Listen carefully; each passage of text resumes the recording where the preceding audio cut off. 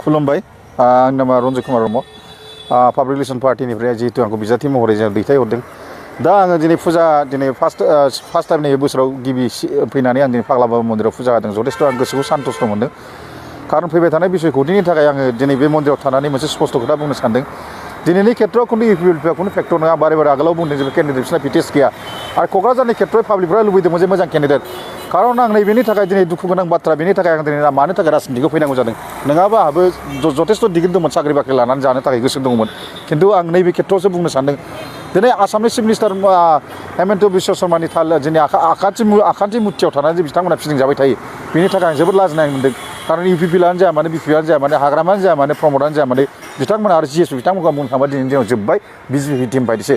खारन फैबाय थानाय दानाव नैबे 2024आव जोंनि पार्टिनिफ्राय देरहानाय निश्चित मानो होनना बुङोबा खाथां बेयाव 60-70,000 बा 80,000 90,000नि भट बारायाव देरहागोन बिनि बारायाव देरहानाय नङा खारन मानो होनना बुङोबा बिराद केन्डिडेट थादोंमोन बेयाव खिन्थु जेसेबांखि जाया मानो फाइदा जोंना इउपिपिएलजों जागोन जिहेतु बिसोरना सरकार दं हिसाबै बेखौ आंबो मिथिगौ खारन गोबां आङो मिथिं दावसिन खालामदों बिनि गेजेराव आं स्टाडि खालामनाय मोनदों बे आं मोनसे पाब्लिकफ्रा बेखौनो आंखौ बुंदों आरोखि नोंथांनि थाखाय जोङो जेरैखि जाया बे खेबाव नोंथांखौ जों सानसिगोन मानो होनना बुङोबा क'क्राझारनि खेत्रआव बुंदों क'क्राझारा डिप्राइभ जाजोब्बाय नामा मानो दिनैसिम लकेल सासे केन्डिडेट थायाखै चिराङाव जेनेबा अलरेडि रोंगोरा आदा नार्जारि थासेयावबाबो जेनेबा थाथोंमोन आपत्ति गैया खिन्थु क'क्राझाराव सासेसो होजानो लुबैदों आरोखि पाब्लिक खारन क'क्राझार डिस्ट्रिक्टनि कनस्टिटुयेन्सि बियो दा बिनि खेत्रआव जुदि निजा बबेया केन्डिडेट मोजां गैयाब्ला खारन बेयाव बै जों सापर्ट होनो बे खोथाखौ बुंदों आरोखि खारन दिनैनि दिनाव साननानै नाय आदा जयन्त महिलारि बिथांखौबो बुंदों पाब्लिकफ्रा आरोखि बिथाङा जेनेबा बिदिनो बुला बुलि केस अफिसाव ओंखारबाय आरो जोंना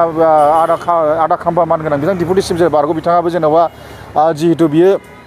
दा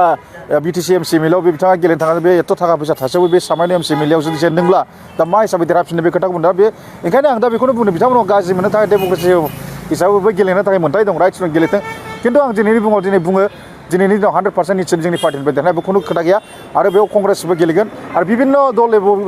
दले बाबै फैनानै निजा बबेया गेलेगोन बेखौ जोंहा जेबो आपत्ति गैया डेम'क्रेसिया बयबो गेलेथों मोन्थाय दं खिन्थु नैबे आरो निदुलाफि दलिया फैबाबोथ' बिथांमोना मोनसे केन्डिडेटनि थाखाय फेस होनांगौ दा फाइदा बेनो लास्ट टु स्टेन्डिं आं बेखौ बुंनो थांनो हायो बुंनो स्पस्ट खोथा होनो हायो जिहेतु पाब्लिकनि खेत्रआव जा अपिनियन मोनगासिनो दङ जोंनि पार्टिनिफ्राय देरहानाय निश्चित जिहेतु आंनि नेतृत्वआव जेरेखम जा प्रसार खालामगासिनो दङ आरो बे देरहागोन आं बेखौ 100% खादां मानो होनना बुङोबा फाइदा इउपिपिएलजों जागोन आरोखि बेखौ गुरुत्व लानांगोन नोंथांमोनाबो आदसा आङो मानो होनना बुङोबा 2019आव आङो निदुला हिसाबै एक्सपिरियेन्स दं जथेस्थ' आरो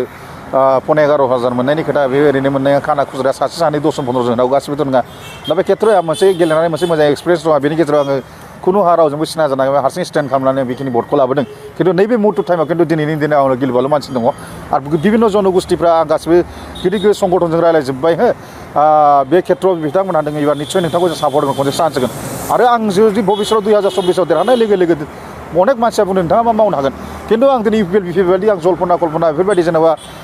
फ्रड प्रमिस होनाय नङा आरोखि जिथु न'खर साख्रि होगोन बेखौ जुदि बुंबा सबसे गिदिर आंनि थाखाय ग्रेट मिस्टेक जागोन बेखौ बुंनायबो नङा हय आङो सिटुवेसनाव जुदि फैयोब्ला जे बिथांमोननि थाखाय दिनै आङो मोजां खामानि मावनो हागौमानि आं सेस्था खालामगोन जेखि जाया मानो पाब्लिकनि थाखाय आं मोजां खामानि मावगोन बे मोजां खामानि मावनाय खेत्रआव मोजां इउनिभारसिटि लाबोगोन सेन्ट्रेल इउनिभारसिटि लाबोनांगौ दङ माखासे मोजां हस्पिटाल लाबोनांगौ दं बेफोरबायदि खेत्रखौ आङो एमपिनि फान्डिंजों जेसेबांखि हाया बेखौ सेस्था खालामगोन बे आंनि दायित्व थागोन खिन्थु आं न'खर साख्रि बाख्रि होगोन बे मिसा खोथा एमपिआ मालाबाबो साख्रि होनाया मानो होनना बुङोबा स्टेट गभर्नमेन्टनि आन्दाराव थायो बिटिसि सरकारनि आन्दाराव थायो थार्ड ग्रेड फर्थ ग्रेड बेखौ नोंथांमोनाबो मिथिगौ जिहेतु मिडियानि मानसि हिसाबै दा गतिके आंनि बुंनायनि खारना जाबाय बेयाव खुनु फेक्टर गैया दिनै आंनि सबसे दुखु गोनां बाथ्राया दिनै मानि थाखाय राजनितियाव ओंखारनांगौ बाध्यता जादों खारन हेमन्त बिश्व शर्मा चिफ मिनिस्टार जेरेखम बुवा चिफ मिनिस्टारनि खिथु दिनै हाग्रामायाव प्रमदआव मानि थाखाय खारफानांगौ बिनि थाखाय आं सब जथेस्थ' बेनिफ्राय देरसिन दुखु गैला आंनि थाखाय मानो खारफानांगौ बेखौसो आं बुंनो सानदों देरहानाया बे खाथांखा बे खुनु डाउट गैया